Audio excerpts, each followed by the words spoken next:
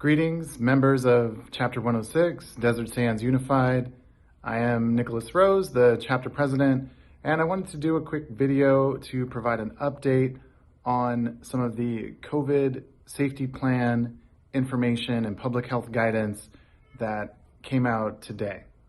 So I got to sit down and meet with our superintendent and cabinet members and kind of discuss where things are at.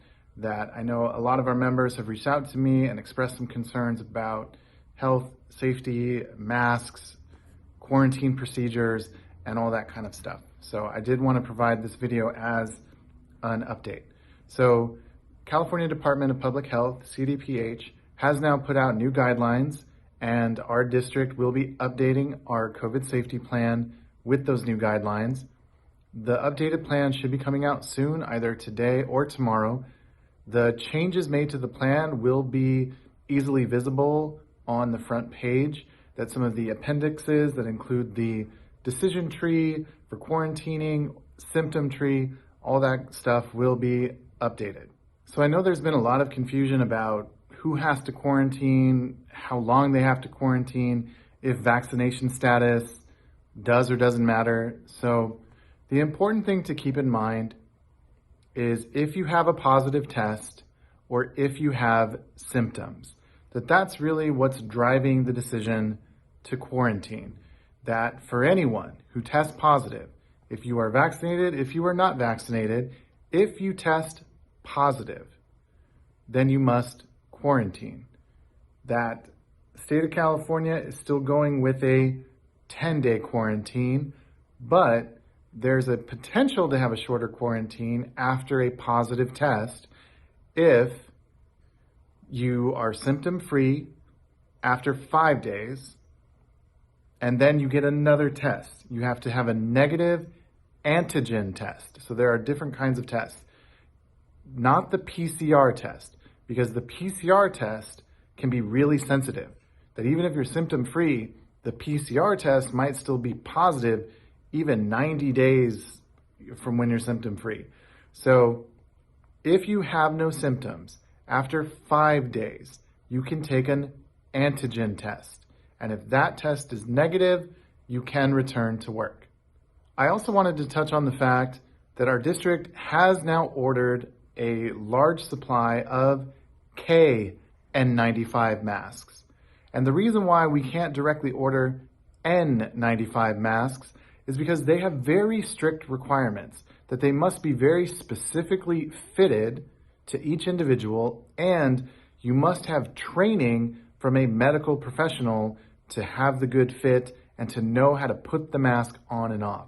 So our district has found kind of the next best thing, that the KN95 mask will still provide protection. It will be available to all staff, but you will have to work with your site, either your principal or your administrative assistant, to fill out a requisition and an order form. That it is available for anyone who wants one, but they are not going to just be sent out, that they must be requested. So if you would like a more effective mask, the KN95 masks will be available next week after the Monday holiday. So contact your principal, work with your AA to see what your site is doing and how you can order that. A KN95 mask is good for 5 days, and then it should be replaced. And the district will have a large enough supply to allow you to replace your mask every 5 days if you choose. Our district has also ordered a large supply of tests and rapid tests. So those will be coming soon as well. And our district plans to set up testing sites at different school sites so that students and staff have tests available to them whenever they need to test. And lastly, I wanted to touch on this, that a lot of our members have expressed concerns and frustration about the notification letters, the AB 685 notification letters. And essentially what we need to keep in mind is that case numbers have skyrocketed. So if you receive the site-wide notification letter for that day, please know that that kind of applies to everybody, that it's not necessarily about specific students or specific classrooms.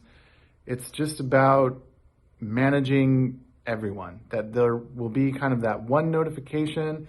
And so if you feel symptoms, if you feel like you need to go take a test, that's what you should do. So I hope you found this video helpful. And as I said at the beginning, our district has made some positive steps to address many of the concerns that members have brought to me.